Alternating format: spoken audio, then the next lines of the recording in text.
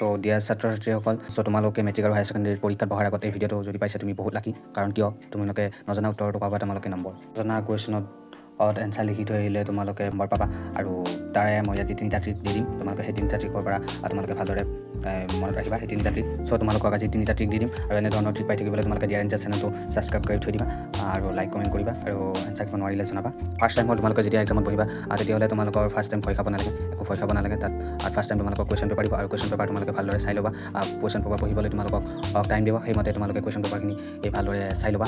আৰু তোমালোকে যিবিলাক কুৱেশ্যন জানা সেই কুৱেশ্যনকেইটা ফাৰ্ষ্ট টাইম MRC দিব তোমাৰ সপোজা আছে সেইবিলাক কুৱেশ্যন তুমি দিব নালাগে আৰু তোমালোকে থৈ দিবা।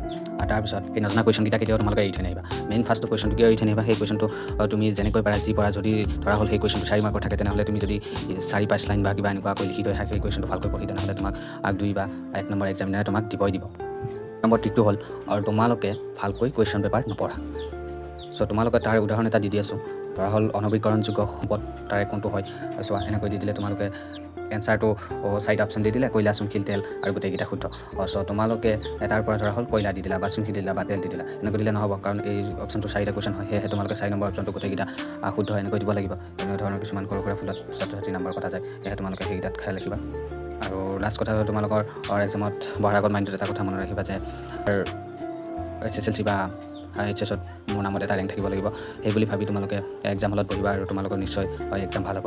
আৰু শুভেচ্ছা থাকিল, তোমালোকে ভালকৈ দিবা এক্সাম। আই হোপ তোমালোকে বুজি পাইছা কথাখিনি। তোমালোকে ছ'চিয়েল চায়েন্সৰ কমন লাগিলে তেনেহ'লে তোমালোকে মোৰ চেনেলটোত যাই চাব পাৰে, তাত ভিডিঅ' দিয়া আছে আৰু তাত কমেণ্ট কুৱেশ্যন বাছি দিয়া আছে, তাৰ পৰা তোমালোকে চাই ল'বা। Thank U.